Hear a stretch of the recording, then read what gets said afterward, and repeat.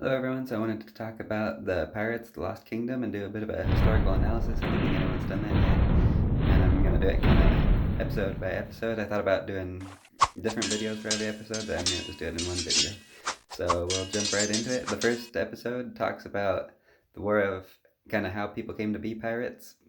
So a lot of them were former privateers, and the British used a lot of privateers to fight the Spanish because Spain kind of had a monopoly of the New World, and it was expensive to have a big navy. So England figured, why not use privateers that can wreak havoc on Spanish shipping? And so that's how a lot of people came to be pirates. They were former privateers, and then with there being peace, then they were out of a job. So some of them went into other maritime trades or trades on land, but a lot of them wanted to continue what they had been doing, and that's how a lot of pirates did get started. One thing that they kind of didn't talk about is the Jacobites. So a lot of the famous pirates are believed to have been Jacobites. Blackbeard, even his flagship was named Queen Anne's Revenge, and some of the other, a lot of other famous pirates, we think that they were Jacobites as well. So they saw themselves as fighting for and they even flew the old English flag with the white flag with the red cross, rather than flying the new British flag. And then of course they flew pirate flags too. But they saw themselves not just as pirates, but as rebels as Against the rightful. illegitimate English Yeah. monarch. So they saw themselves as patriots, wanting to restore the old Stuart dynasty, and that played a role too. So Blackbeard is believed to have been a Jacobite, Charles Vane also, and others as well. So they kind of left that out, but still a good analysis. Yeah, a lot of them were driven into piracy by there being peace and new regulations, so they wanted to continue what they had been doing, and then we'll get into more of that later, but on who would attack English shipping and British shipping, and who was against it. So they introduced Jennings and Charles Bain, and the background for Charles Bain, they just say that he grew up on the streets of England, and that's what made him so ruthless and mean. I think that's a little oversimplified, and also I think they overplayed how cruel he was. He certainly wasn't a nice guy. Like he wasn't as merciful as Blackbeard, but I think they overplayed that, and I'll get into that more later. But and then Jennings, he was from a slave family. A lot of these characters, we don't know too much about their early life.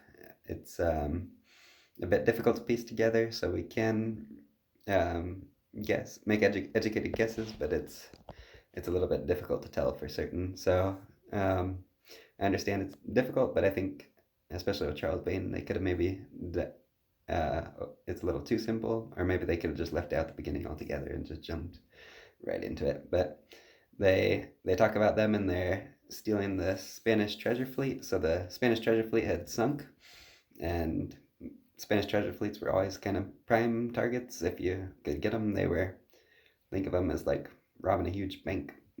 They were all of Spain's wealth. They would take them in a big fleet and send them to Spain. So they would have been well guarded, and it would have been a huge fleet. And the fact that it was sunk and lying at the bottom of the ocean made it easy picking. So a lot of people wanted to get in on it. So they talk about that. I do believe they overplayed how that had a negative effect on Spain. They pretty much say that that's why Spain kind of lost their monopoly of the New World, and that's simply not true. There were other players involved: the Dutch, the English, the French, and also Spain. They were fighting a lot of wars, and they flooded the market with all their gold when they first got it, and then they just got into way too many wars with the uh, fighting different Protestants, and they basically just spent all their money that they had, their huge fortune that they got. So that's basically how Spain kind of started to demise, is they just overspent, among other things. And then they talk about how Jennings stole Hornigold's ship. So the two were definitely rivals, um, both from gentlemanly backgrounds, but yeah, they didn't like each other very much. And and then they also talk about Hornigold and how he started the so-called Pirate Republic. So a little bit about Nassau. So Nassau was initially colonized by Puritans, and it had been kind of a pirate nest off and on a couple times, and it kept getting sacked by the Spanish and the French 3 times actually. And this was common for pirate hideouts. So we have Tortuga, that was kind of the birthplace of piracy, with the Brethren of the Coast and the Buccaneers, um, and other pirate hideouts as well. Port Royal even was kind of a pirate hideout. They had a bunch of, it's underwater now, but they had a bunch of churches there because if you womanize a lot and if you gamble a lot, then you have to go to church a lot to confess your sins. So, and then of course Port Royal cracked down on the piracy later on, but Port Royal was important. Tortuga, Nassau, and there were others as well. But the show, of course, is focusing on Nassau. Now, the show calls Nassau it's called the Pirate Kingdom, the show, but then they call Nassau the Pirate Republic. I don't really like that term. It's more of some people during the time called it a pirate commonwealth, but really a more appropriate name would just be the Flying Gang, because that's the group of people that were operating in the area, and so the Flying Gang is more appropriate. They a bit overplay the democratic elements of the area. A lot of the reasons that the people were acting the way they were, it came down to custom before that. Now the pirates, they did elect their leaders, and so the pirates did on board the ship, they did act rather democratic, but as far as on land, to call it a republic is a bit of a stretch. It wasn't like they really had a super elaborate form of government. They were kind of more of a loose confederation, is more what they were, of independent pirates kind of working together, almost kind of like the Vikings. They weren't a unified group, but they would get together for raids and things like that. So they were all kind of working together in a sense. And also Pirate Kingdom. So a kingdom implies that it's run by a king, just like a sultanate would be run by a sultan, or an empire is run by an emperor. A caliphate is run by a caliph, and so on and so forth. You get the point. So why they call it a kingdom, I don't know. And then they call it a republic, which I get it. It's been called that before, but yeah, it'd be better called the Flying Gang is probably the most appropriate. And if you don't want to call it that, you could call it the Pirate Commonwealth. Also, they call it the Lost Pirate Kingdom. I'm not sure why they call it that. I don't think it was ever lost, so I don't really know. I don't really love the title, especially for the show itself. So, but anyway, I digress. Okay, so getting into the second episode, it does talk about Hornigold using periaguas, the canoes, to attack merchant shipping, which he did do. That was his first kind of act of piracy. Also, it records one episode where him and Blackbeard, so this episode introduces Blackbeard, and it talks about one episode where they allegedly went aboard a ship just to steal their hats. And this is recorded, so we can't be exactly sure if the source is reliable, but that is recorded as having been happened. So there's not too much to say about episode 2, so I'll move on to episode 3. So there's a lot going on in episode 3. So first of all, we have Sam Bellamy, and he was fine attacking any ships, which is what a pirate is. I mean, a pirate would attack any ships, but Hornigold, having been a former privateer, he still felt some loyalty to the British, and he didn't want to attack British shipping. So that caused a rift, and they actually voted out Hornigold. So I mentioned how they kind of overplayed the democratic role of pirates, but on board the ship, it was rather almost a democracy on board the ship, so they could vote out captains, and that's what they did with Hornigold. And we have Edward Thatch, Edward Teach, depending on the pronunciation. There's a bunch of different spellings out there. But aka Blackbeard, he was loyal to Hornigold at this point in time, and he, in kind of a remarkable act, he stayed with Hornigold even though he lost command of the fleet. Now I get into some of the problems with the show. So we show Anne Bonny. They say her father raped her, and they show that.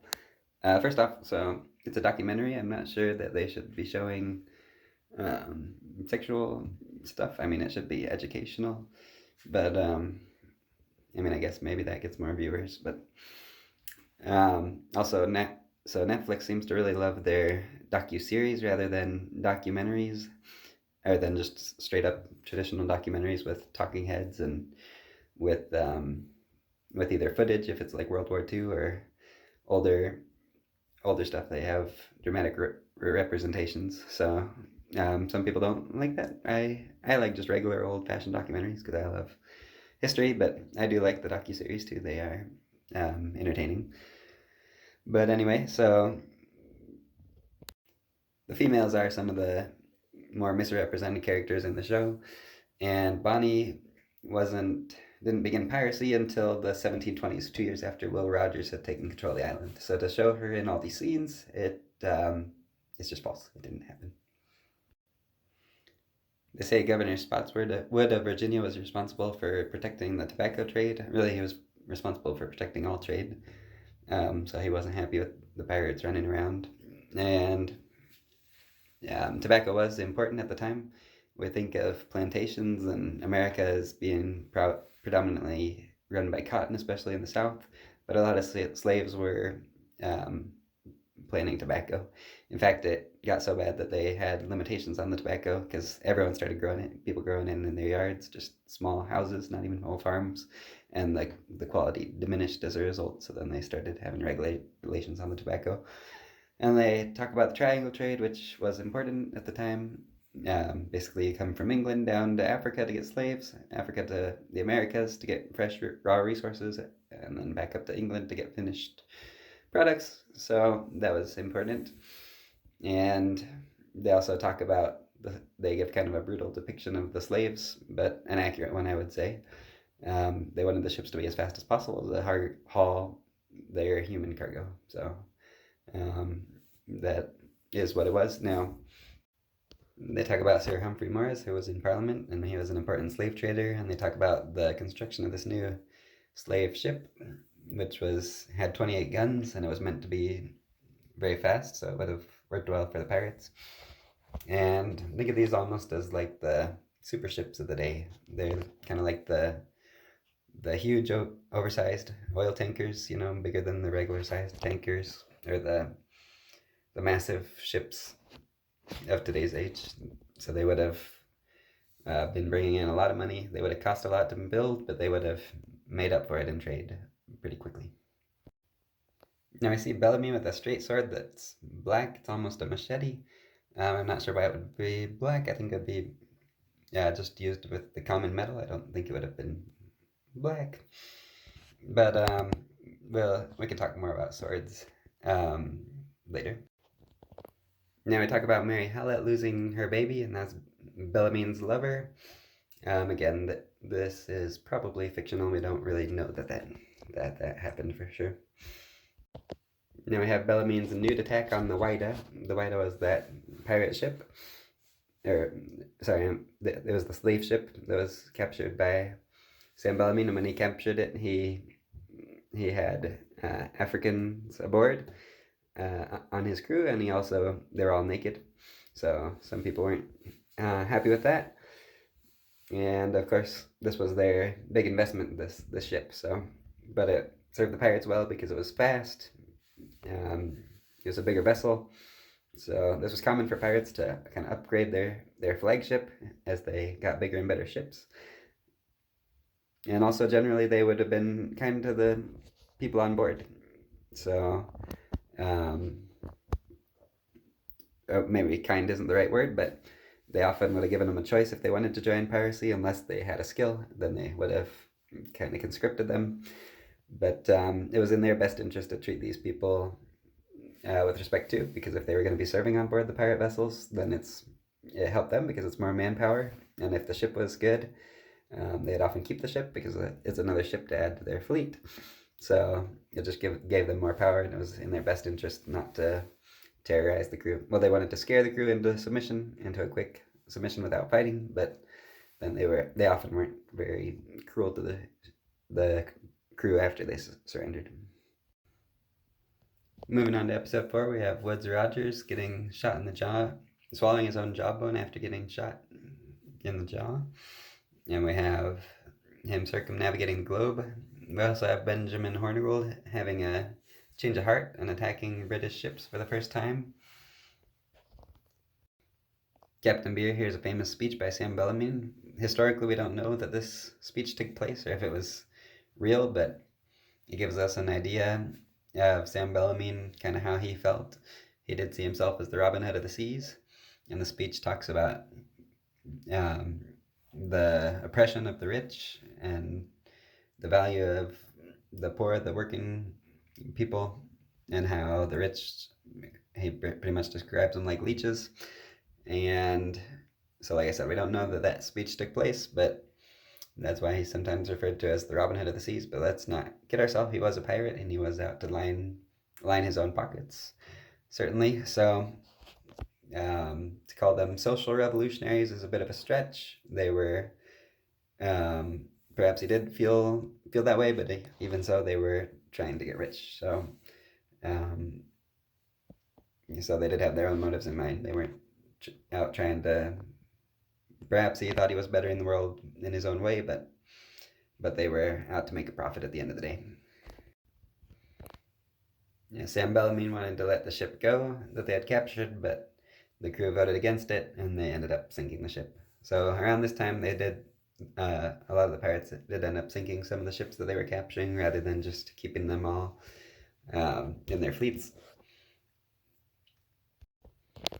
We have them depicting Mary Hallett as the Sea Witch of Billingsgate. This is all pretty much just the stuff of legend. They even say that her ghost is spotted, or she is leading ships astray. Some depictions have her riding a whale. So, yeah, this is all just fictional, and to put it in a documentary is a little silly. We do believe that Sam Bellamy wanted to get back to his lover, but unfortunately for him, that wasn't in the works, and he hit a hurricane and his ship sank. The Whydah sank. There were and in 2018, they actually discovered the shipwreck, and they thought they had found Sam Bellamy's body, but after DNA testing, it didn't match up with him. They also found the remains of 9-year-old John King, who had begged his mother to join the pirates, and they found his leg bone, and he is still wearing his mother's slippers. So, sad story for all of them. The Whydah, I believe it's a museum now. Now, the depiction of Blackbeard here, they talk about him holding a doctor hostage to heal one of his slaves, and they say he is getting syphilis, and they show him pretty much going insane. We don't have any evidence of this. There was one device that was used to inject mercury into the area where you get STDs, and mercury has a long history of being used for various medical practices, but it's poison, so it eventually kills you. The first emperors of China did this because they thought it would give them eternal life. And yeah, so we do see these medical supplies, but we don't know for sure if it was Blackbeard who had syphilis. And there are a couple of accounts of him not behaving in the way he normally did, but to depict him as going completely insane, it's definitely a bit of a stretch. And Blackbeard seems to have been doing just fine all the way up to the end, which we'll talk about later. He seems to still be in character and still be at his prime. So to say that he was going insane from syphilis, also they depict him as just insane, which is pretty silly and not founded. And then they say that's why he was lighting matches on his beard, but really I think that was just to terrify his enemies. And this was common for pirates. Their goal was to terrify the people who opposed them so that they would get them to surrender quickly. And lighting fumes under your beard to make you have kind of a devilish appearance, if it works, why not?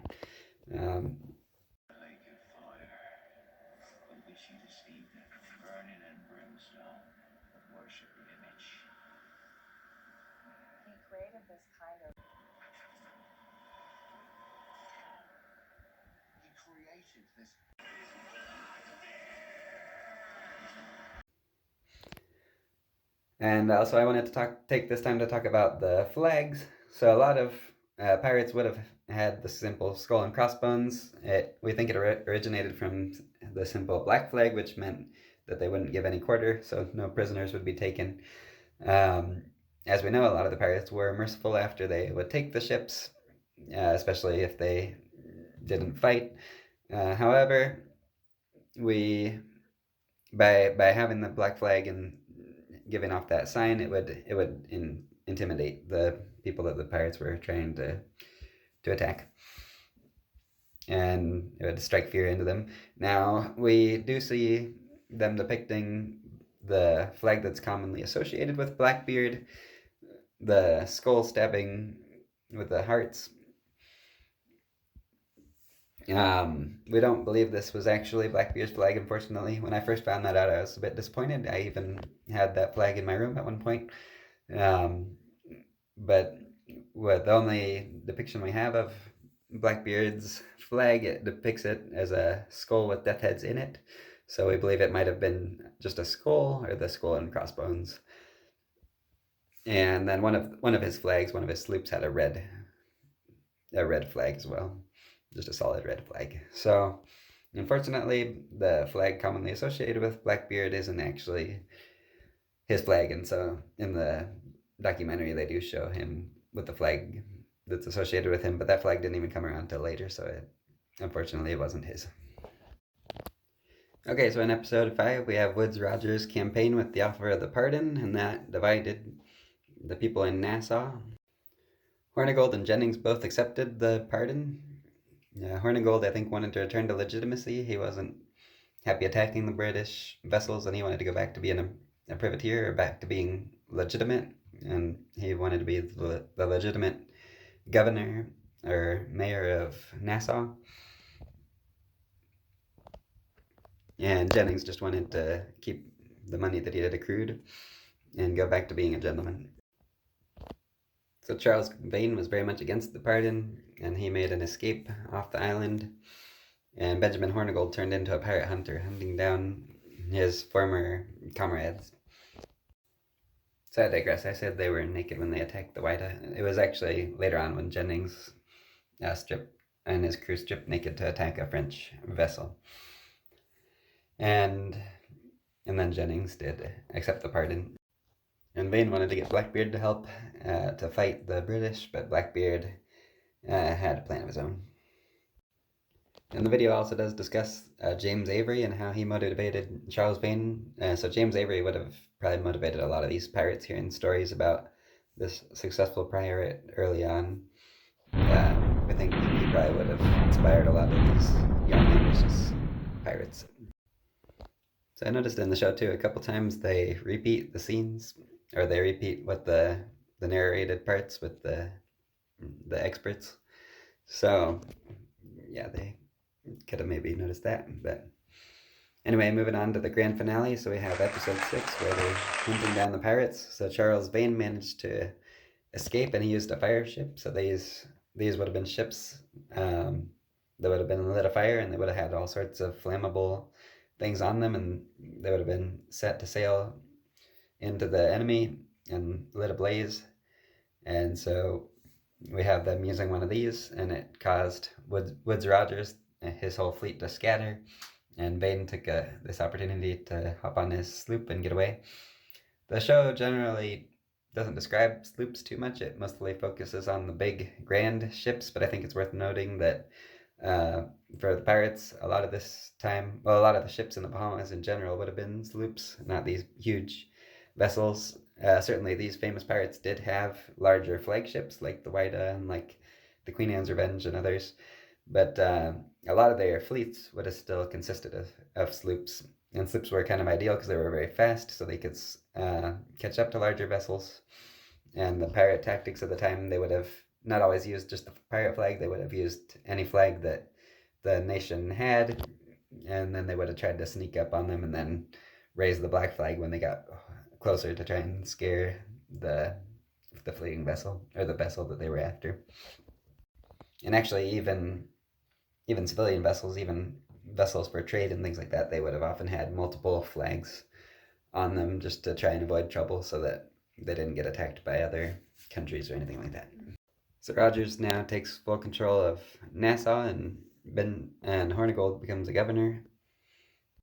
And Rogers tells Hornigold to hunt down Charles Vane. So Vane thought he found a French merchant vessel, but he was mistaken. It was a military vessel, and the vessel opened fire.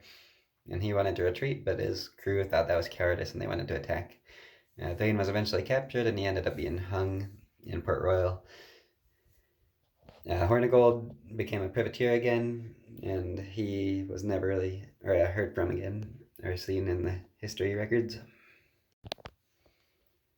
So I don't think the show explains all of what happened with Blackbeard, but eventually he returned to North Carolina, where he had a deal with the governor there. And in hindsight, it makes sense that the governor of Virginia would send someone after Blackbeard because he was a pirate, and that was illegal. But actually, sending someone to attack a rival colony, someone from a rival colony, would have actually been illegal. So to send someone after Blackbeard, that was actually illegal. And so Blackbeard, he wasn't interested in Nassau anymore. He went to North Carolina. He lost one of his ships. It ran aground. We're not sure if that was done on accident or deliberate, because he had proven himself a capable seaman up to that point, so it might have been done deliberately to split up his crew. At any rate, they were drinking and partying, and then they were eventually detected, and that's when we have Blackbeard's famous last stand. So after Blackbeard's ship had run aground, he had taken the pardon, but then he returned to piracy. So Maynard did end up catching up with him, and he cleared all the decks, and then on the top level, but Maynard had a trap waiting for him by hiding below deck, where they were relatively safe. So as Blackbeard and his men boarded the ship, Maynard sprung the trap and came out from below decks with his crew, and there was a violent fight that ensued. Blackbeard and Maynard came into hand-to-hand combat with their swords in a duel, and Blackbeard was ultimately shot 5 times and stabbed 20 times and killed. And I think that's part of why Blackbeard's legacy lives on. It's because he died in battle in this glorious death. Also, it makes no sense that Blackbeard would have been under Hornigold. They would have probably been more like equals at that time, with Blackbeard commanding his own ship. So that's one thing the documentary gets a little bit wrong, I think. So just some final thoughts on the show. That pretty much sums it up. So some people were worried that the pirates would overturn society by using freed slaves in their crews, but I don't think they were realizing that. So Blackbeard may have actually been from a plantation family himself, and also, of course, Jennings came from a slave background. So while they were using them in their crews, they weren't trying to completely change society necessarily. They did almost bring shipping to its knees, and they created quite a fuss with mariners not wanting to go to sea because they were afraid of the pirates. So they were quite successful even in history, making a big difference for trade and causing the demise of trade temporarily till they were rooted out. Charles Bain, I think his cruelty was maybe overplayed. There was one incident where he may have killed one of the prisoners, and also he was cruel. He would torture the prisoners, which wasn't necessarily common for that time. There was one instance reported where he had tied a man to the top of the mast and let him hang there till he turned purple or turned blue, and then they cut him down and he slashed him with his cutlass, but then someone else stopped him from actually killing the man, so the man survived. So yeah, he would torture people. He wasn't a nice guy, but I think they overplayed his cruelty a little bit. Blackbeard, they depicted him as being insane, and I don't think there's much grounds for that. There's maybe a little, but I don't think that he went crazy. And the medical supplies that were found we don't even know if they were for him, and even if he did have an STD, he was still completely capable in his later years, like I would say. So I don't think that he went crazy. And the medical supplies, it could have been those supplies could have been what they were looking for was to treat an STD, or maybe they were just looking for other medical supplies because medical supplies were important aboard the pirate ships, along with food and things like that. So a lot of times we think of pirates as getting these huge treasures, and that's of course what makes it exciting. But a lot of pirates were poor, and they would have been using sloops. Even the famous pirates would have been using sloops, these smaller, fast vessels, and a lot of times what they might take away from a raid would have been food or medical supplies, just things to repair their ship, tools, things like that. So things that aren't necessarily as exciting or fun, but things that were important for them to keep going. Um, One quick note on their weapons. So a lot of the weapons are believable. Blackbeard would have had a brace of 6 pistols, and this was common. The pirates would have had multiple pistols so that they could dispatch their enemies, and they wouldn't have time to sit and reload. So they would have used blunderbusses and things like that before they boarded, and then once they were on board, they would use pistols and swords. Some pirates, even if they were a little bit more poor, they would have even used parts of the ship, things to hold the rigging and stuff like that, or axes, things that were just used to maintain the ship, anything that they could get their hands on, really. But yeah, I think the weapons and the costumes as well, they did a pretty good job on. They were pretty believable. Yeah, pirates would have had, the crew especially would have had raggy clothes, similar to the regular sailors of the time. And the weapons, so yeah, the weapons were pretty believable. They showed a blunderbuss at one point. They had pistols and swords. So yeah, pretty good job on that. Also, they show on the note of swords, they did show at one point a long sword with a straight edge rather than the typical pirate cutlass with the curved edge. Matt Easton on Scala Gladiatoria has a whole video just about pirate swords, so you can check that out. But basically, the long and short of it is that they would have used whatever was available. So rapiers, long swords. They would have probably used cutlasses too, what you could call a cutlass. And they probably would have preferred generally shorter swords because it was in tight quarters. So, I mean, historically speaking, anytime you're on board a ship, you would have preferred to have smaller, shorter swords that could work well in tight, compact quarters. And yeah, overall, I think the show did a very good job. Definitely better than the Samurai docuseries, which had all sorts of problems. Yeah, I think they did a pretty good job portraying the time period. I think the ships could have maybe been a little better. The 3D rendering wasn't great, and they showed a lot of larger ships. They didn't really show sloops at all that I remember seeing. So maybe some more sloops in their fleets would have been nice. And then I already touched on Blackbeard's flag. Um, so, but yeah, overall, good job to the show. I think it was good. Hopefully, you learned something from this. If you have anything you'd like to say down below, anything you learned or anything maybe you have a different opinion on, feel free to let me know. Thanks. Bye.